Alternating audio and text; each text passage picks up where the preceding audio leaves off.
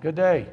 I'm Bob Penafeather, back for another Talk with Bob. We're going to have a few shows we've got scheduled up. The first one is with Mayor Quill. And I'm sure most people know who Mayor Quill is. And, if you haven't been in the chambers here, we just took a panoramic view so you could see. It's quite impressive in here. I asked the mayor if he would be interviewed, seeing the short of a better description, the tough times we were facing with coronavirus and how it's affected our whole society.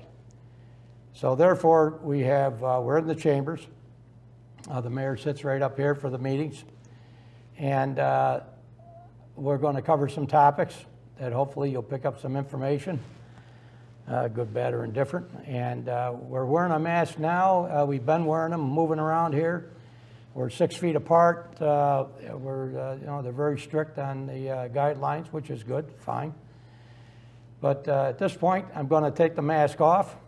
I'm going to welcome Mayor Quill to the show. If I can take it off without pinching my ears all apart and everything. There you go. Welcome. Thank you for the We already invitation. shook hands or bumped shoulders or elbows or whatever, so the formalities is out of the way. Where are we? Coronavirus. Yeah. I get a lot of comments in conversations, plus myself. Why is Auburn locked down? Why is Auburn, all the businesses are locked down? And everybody knows the guidelines. Everybody understands it. But it seems to me, and I'm not a political person. Right. I'm right down as and I'm independent, so that's a disclaimer. The governor seems like he's got control of the whole state. Right. And we're always bundled in with either New York City or Onondaga County, Central New York, and we sit back and look at Auburn and all these businesses, which most part are small, medium-sized, Right. locally owned. Right. And I'm sure you've been around, you've seen it. You walk in, they're trying to keep, with the compliances as they change on a weekly basis, if not daily sometimes. Why? Why can't we, or why, and this is not being disrespectful to politicians, but we haven't heard nothing from any of the politicians anywhere over the last 3 and 4 months. And I constantly say, why aren't we pushing back on offices? You know something, we got it, we understand it. We're going to move forward with some very stringent guidelines of our own on top of what the state Right. puts out. Right. And if it's abused by any way whatsoever, the owner's going to get a visit and is going to get a notice. The second time, they're going to be shut down immediately, not in 3, 4, 5, or 10 days. And let the restaurants and let the local bars and that open up. And so my question, why or what have you been involved in, or what's been the back end of it that maybe people like myself haven't seen? I have to give all the credit to our city manager, Jeff Dygert, and the staff here at City Hall, from the department heads all the way down to the rank and file members that they're out in the streets picking up trash, trees, whatever the case may be. Jeff and his staff have done a terrific job of keeping us safe. We're mandated by the executive orders from the governor. The governor sets the rules. We need to comply with them. It's very simple. If other states, in my mind, if other states had followed the same style, there would be a lot less problems. I don't feel we would have the number of cases, the number of fatalities associated with COVID. Do I always agree with the governor? Absolutely not. But at the same time, I have 4 grandchildren, and they're all the way from, I think it's 6th grade, all the way down to starting kindergarten. I want them safe, and whatever it takes, it's self-serving, yes, but whatever keeps them safe, that's what I'm interested in. And if we don't keep it under control, keep somewhat of a lockdown, it's going to spread. You can see Florida, the south, the south, the west. They didn't follow our exact lead. They follow us a little bit, but now it's getting out of control. So. Well, I agree with that. Yep. You know, the safety part, wearing a mask, 6 foot distance, 6 feet distance. But I look at places like in reference to like an A.T. Wally's. You know, it's not mask required. Well, in fact, in this building, you walk in, you got mask required. But walking in here, it's mandated. Right. To me, when you say required, you're asking somebody to wear a mask. When you say it's mandated, don't come in unless you have a mask on. Absolutely. And A.T. Wally's, for an example, has a big thing right in the front door. No mask, no service. Right. Period. Now, it's up to you if you want to go to that place of business or you don't. You know, but you're not going to walk around in there without a mask on Right. or, Right. you know, be bundled up. They have a fire code population occupancy. Right. So if occupancy is 100 people, then 50% is 50. Right. And they can control that. They say, okay, no more than 50 people, period. Right. And they can control that. In most businesses that you and I know here in Auburn, know that. They understand it. And when you put the foot out in front and says, you know something, we're going to open up under these guidelines. And here's the signs they put on your door, mask mandated. And you've got the capacity for your fire code occupation, that's already set in place. If an officer, police officer, or somebody from the fire department or the city goes by and sees a jam load of people in the building or whatever, they get turned in, they get a visit. Right. And they get a visit and tell the owner, this is a warning. And just to correct you, it doesn't have to be a police officer or firefighter. No, but someone walking down the street and sees it. Anybody, but it's more eyes. Yeah. You know, I'm going to hang on to that thought for a minute, because sure. there's something else I experienced in this whole process. And then if somebody turns it in, then they get a visit, and they get pictures and say, oh, listen, you know, you were against compliance, not only your state, but also our local. Right. All right? So here's a warning. The second time it happens, we're not giving you 2 or 3 days to shut down. You're closed, period. You're out. Everybody understands that up front. Right. To your point, another business outside of the city here is Dutch Hollow. They've been turned in, I think, about 4 times. I'm talking fire loading of occupants in a building, so just Oh, yeah, listen, okay. but that's the occupancy. Yeah, And okay. So to All right. use a percentage of 50%, 30%, whatever it is, Right. comes off of that occupancy. Right. You know, that the fire department has already set in place. So you already know what the occupancy is for that building. But you go to Dutch Hollow, and this poor people there have done everything humanly possible. I play up there with a group quite often. They got turned in 4 times. Yeah. And after the 4th time, I said, what did they do? They did everything. I mean, first of all, to go in there and take a look, you have to drive up a 10-mile driveway. Yeah. You just don't drive by and look over and say, look at these people. But I was just shocked. So I said to Bill and Patty, I says, when they turn you in, what's the steps? Who connects the dots? Do they come in and talk to you? He said, nobody ever stopped up there. Somebody gets a complaint, it goes to the state, and then it goes to the sheriff's department. The health department didn't even know that they were turned in. Yeah. And I'm going, what the heck is going on here? Yeah. You know, and shut a business down or give a warning based on a phone call? Do you know how many phone calls I would get to people that don't like me, and they call in, and you'd be throwing me out of the city of Auburn. Nah, not I'm yet. out of the city of Auburn. Not yet. Not yet. And there again, Dutch Hollow, if I'm correct, they're in Onondaga County. No. Or they're in Cuba County? They're in Cuba County. The end of the driveway's Onondaga County. Okay, all right, I know there was some property I'm not line a there. geography person. No, nor am I. Even though I had a couple of years of it in high school. But anyhow, they're in Cuba County. Right. But and there's the other thing, and you go one county to the other, and you go, what's going on here? And they say, all right, why doesn't? And then of course the conversations center on, well, what's wrong with our area? What's wrong with Auburn? Where have all the politicians from the county and the city all just say, listen, get together and put in the plan, send it to Albany, say we're going to open up these businesses, and this is how we're going to do it, which are standards above and beyond what the state gave us. And let the thing, what did we get, 35 cases? Yeah, I don't know. I mean, it's something like 35 I cases don't or what. know. In the city. Now, there's more than that throughout the whole county, Right. but in the city, I go, and all these people, I mean, even Muldoon cleaners. I mean, I'm talking to Joe, and I go, hey, Joe, he's lost all his business. Yeah. I mean, basically, he's got the state troopers or whatever uniforms he's doing. but everything else is gone. Yeah, I trade there myself, and I've had the same You conversation. feel sorry for these people. But at the same time, keep in mind, other than you talked about state troopers, fire, police, a lot of them have their uniforms done there. Yeah. But a lot of folks, like my daughter-in-law, for example, she works from home. Yeah. So you don't need It's all gone. He says, yeah, you don't need yeah, a he coat says and a it's all tie gone. or whatever. So yeah. And even if you go out and you eat something, you spill it on your, you take it down, have it Right. dry clean. That's gone because the restaurants aren't open.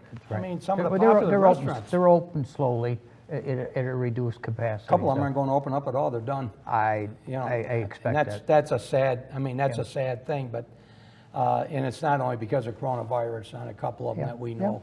You know, it just gets me. Why don't we open up and under those guidelines? And I guess one of the key things for me is when you walk in a place, it's mask required. What do you mean required? It's mandated. And I don't want to hear about somebody's right. Well, I got a right to wear one or not. No, you don't. If you walk in this place of business, or if you walk in City Hall, it doesn't say wear a mask if you want to, because they see you walk around without a mask, I'm sure you or somebody's going to walk up and says, hey, you got to put a mask on. They give you a hard time. Then you call the police and let them get them out of here. But it's also my understanding, and correct me if I'm wrong, but the masks are mandated, but there is no enforcement with it. That's what I'm saying. Yeah, it doesn't make a lot of sense. It doesn't. I'll be the first to admit it. Yeah. Because we've had a number of folks calling, writing, whatever, us, how come they can do this here at this store and that store? And we refer it to the police department. The bottom line is, we really wish you would wear a mask. It's for everyone's benefit, but we cannot take action if you refuse to. So that's my understanding. Yeah. So- But if you're a place of business, Yeah, if you're a place of business, you should be able to say what you want. mask is mandated. No mask, no service. You know, putting the mask on, first started wearing them in March, probably like everyone else, and it was very uncomfortable.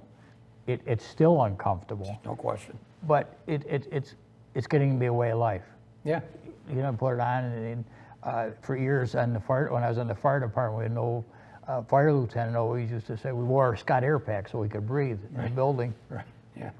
He said the best thing about putting a Scott Air Pack on is taking it off so you Taking can it breathe off. off. Yeah. Same way with the mask. Yeah.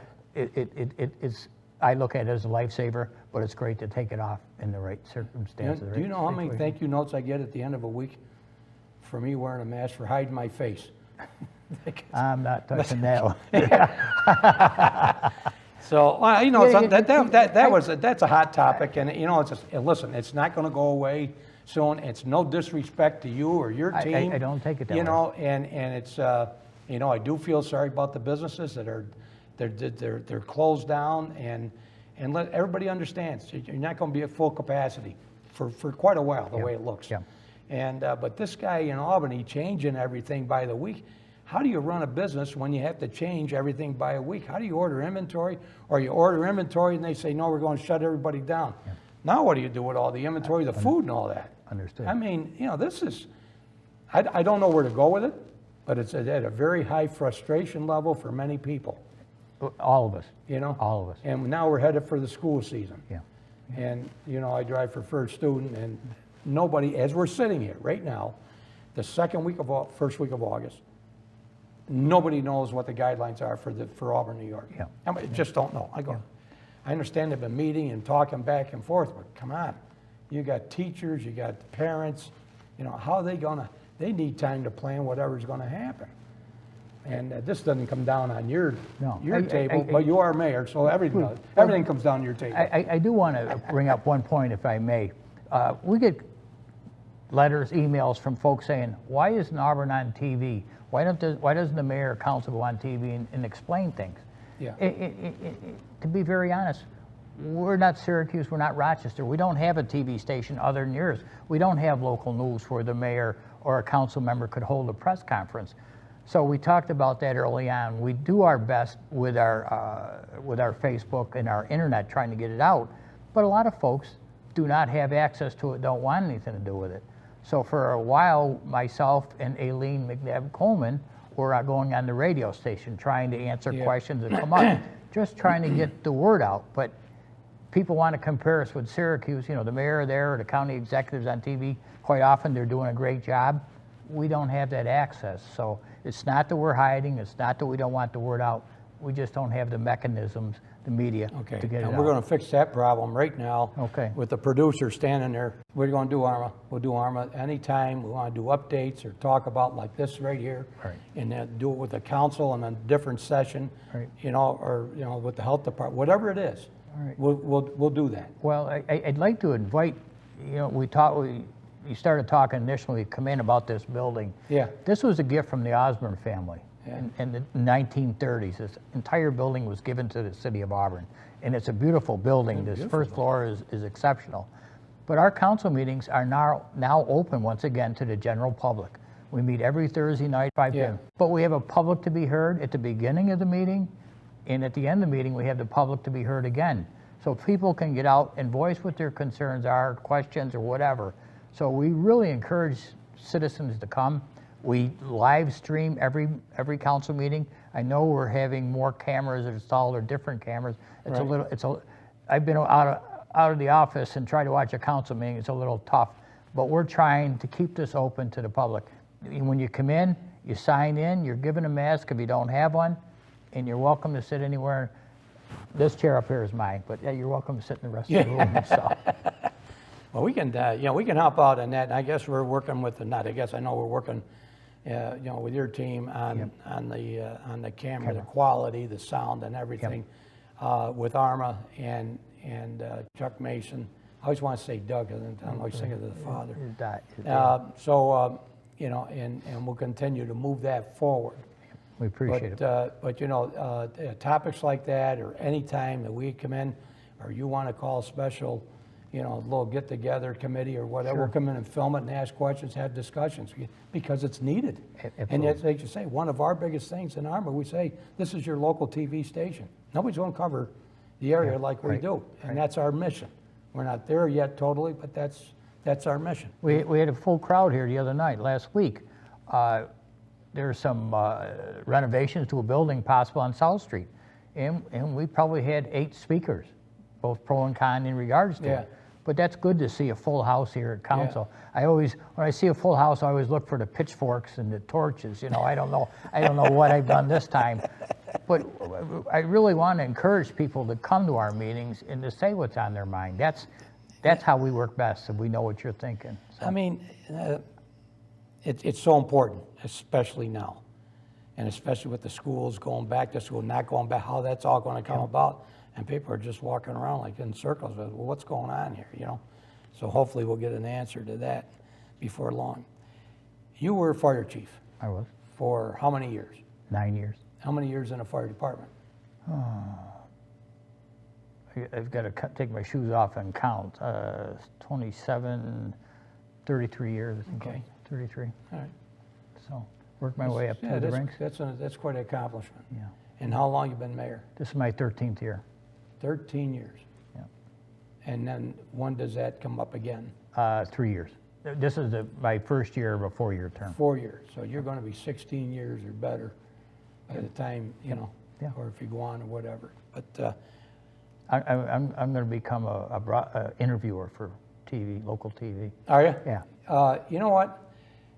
If you're coming after my job and you're giving me a threat right now on TV, I accept the challenge. Okay. I won't be here at 16. I I'm at the top. I'm at the bottom of the ninth. So listen. I thought we could tag team them. We can do that. Yeah. Tag team them.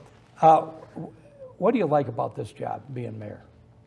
I think about that quite often, and being fire chief, being a firefighter, I honestly like helping people, doing things just to help people. I don't like the recognition. I don't like any of that. But someone comes to me with a problem, and you can ask the staff. I really get on that and wanted a good answer for it. You know, it's not always the answer someone hopes for. Yeah. But we have some definitive answers for them, and I just enjoy helping people. What do you want the public to know about the government of Auburn that they might not know? I had Shireen on from DMV.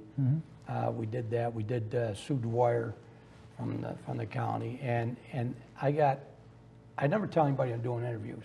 So I listen to the automatic feedback, and get quite a few people come back and say, "Boy, that was informative." Yeah. And the whole idea of doing these shows is for people to turn it on, learn something that they didn't know, and then by the time they turn it off, go, geez, I never knew that, and had a laugh or two, and that was enjoyable. Yeah. That's the mission.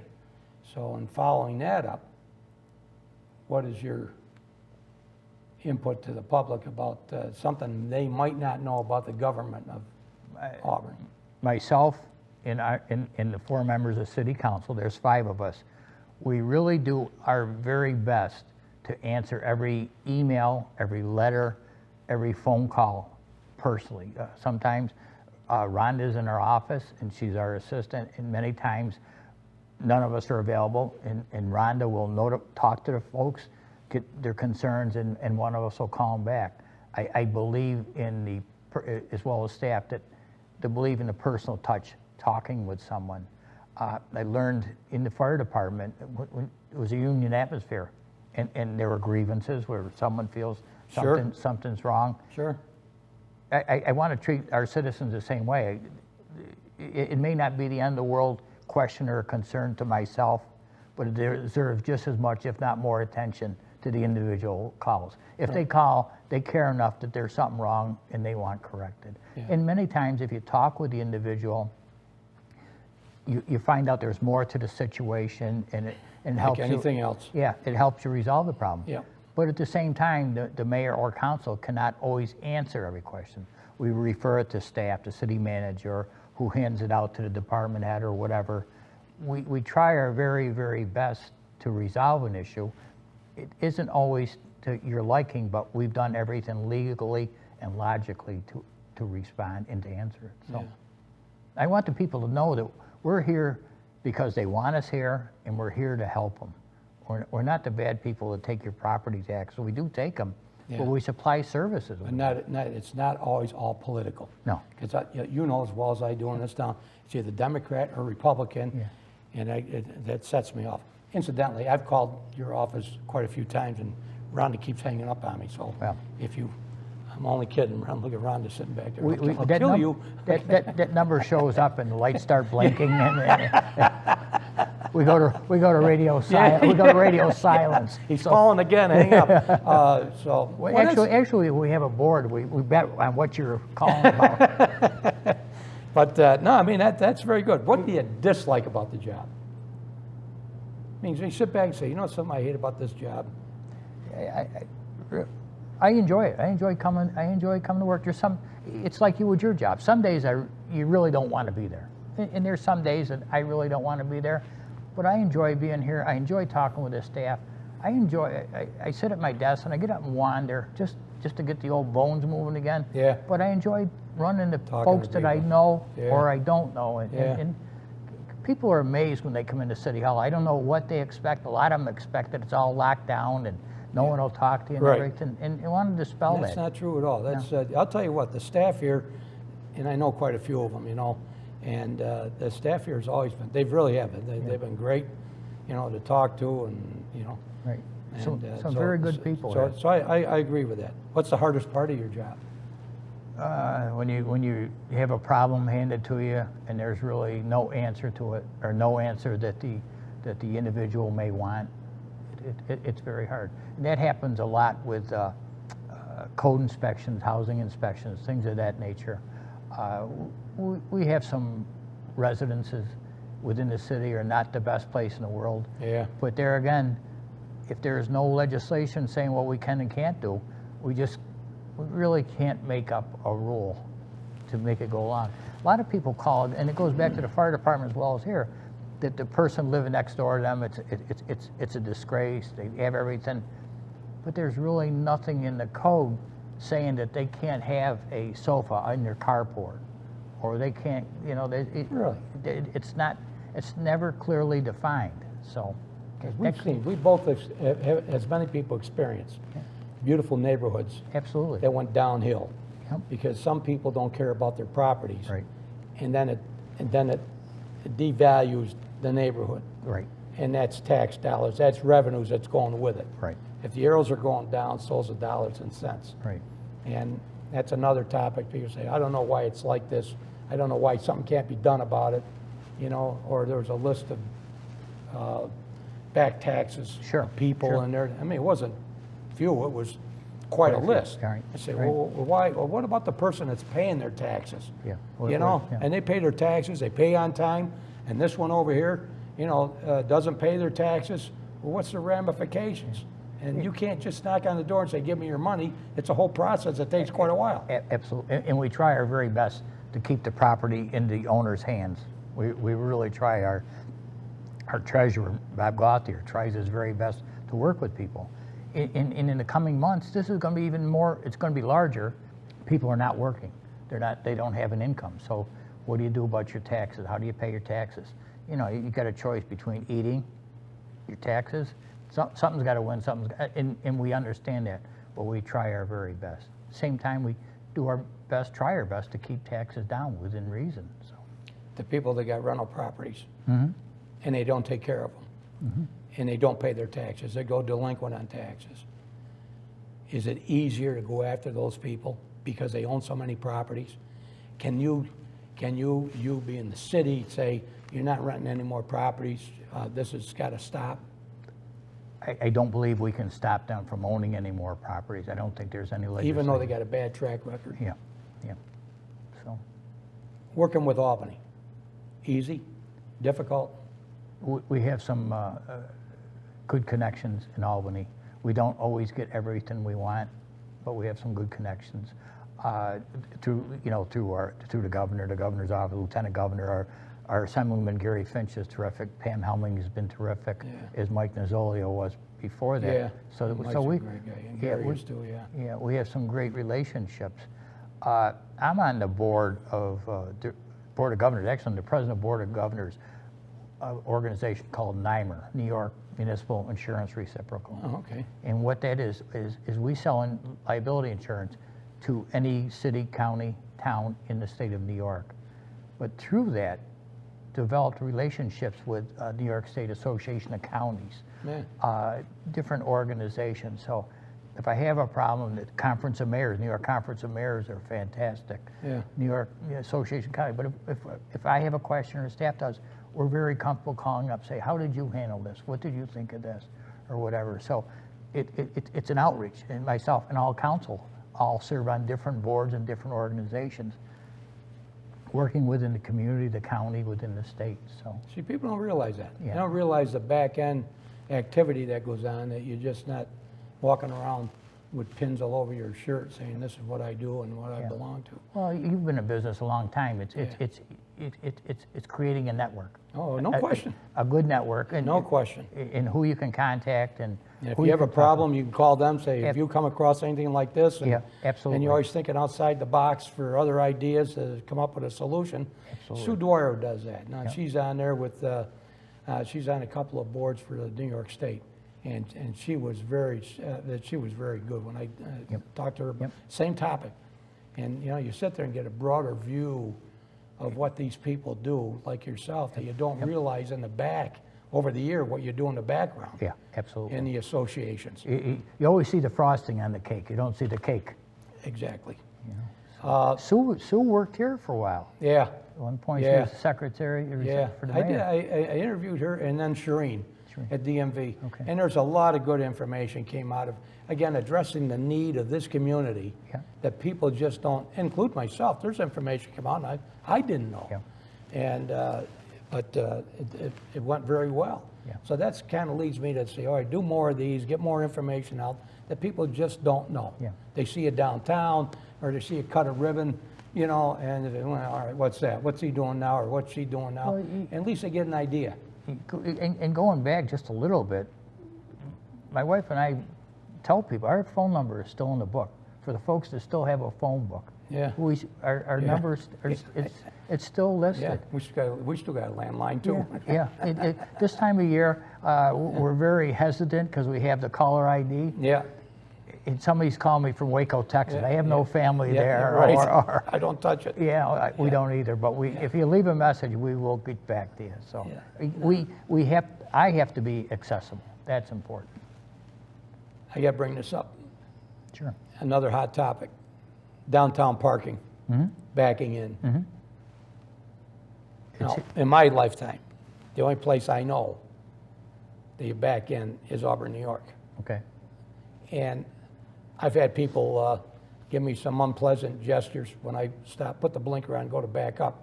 They're sitting there like going, what's this guy doing? Back, you know, and you still see people pulling him forward. They're trying to back out at a different angle. Why? You want the long story or short story? I'll cut it in half. Well, we got to be out of here in 5 minutes, so. Through New York State, we received a grant to repave Genesee Street from the West End McDonald's, the arterial, all the way to just past the Four Corners here at South in Genesee. Part of that was for the reconstruction of Genesee Street, the infrastructure, different lines, electrical lines, water, plumbing, sewer. But part of that is we had to adopt what New York State Department of Transportation required in regards to parking. So we had two choices. We could go to back-in parking or we could go to parallel parking. That was it. There was no third choice. If we went to parallel parking, we'd lose approximately half our parking spaces. So we went to back-in parking. It's uncomfortable. I understand that. I don't disagree with it. But Syracuse has streets with back-in parking. Geneva, and I understand Canandaigua now are doing the same thing. They haven't been over that way in a while, but I mean, it just, So- What's that, Ron? They're way bigger than any of those. Philadelphia? That's back in front. Yeah, so I haven't been down in those places. Yeah, I either. But See, I But- told you she's gonna keep you in line. That's good, that's. that's fine. Remember to quote her though. But you know, if you drive through town, everyone complains about the back-end parking. But if you're driven downtown before the COVID on a Friday night or a Saturday night, there's not a parking place. You can't find a parking place. This brings up my next topic.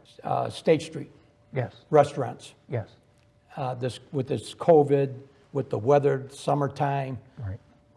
why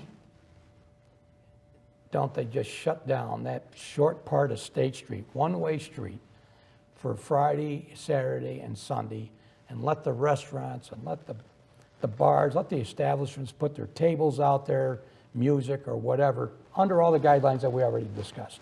You know, we're not saying jam-pack the place and don't wear a mask. That's not the idea. That's a nice area to do that, and I guess there's some challenges in doing that. Yeah. But there's, how many businesses? I mean, you only have a few businesses in that area, and you're only talking for the rest of the summer, which is another 4 weeks. All right, go into September, you know, and let the people go. Why can't that happen? The biggest thing, well, there's two big. One thing is we cannot control how many people are going to be allowed in there. You know, we're mandated by the governor, once again, as to how the number of people in an area.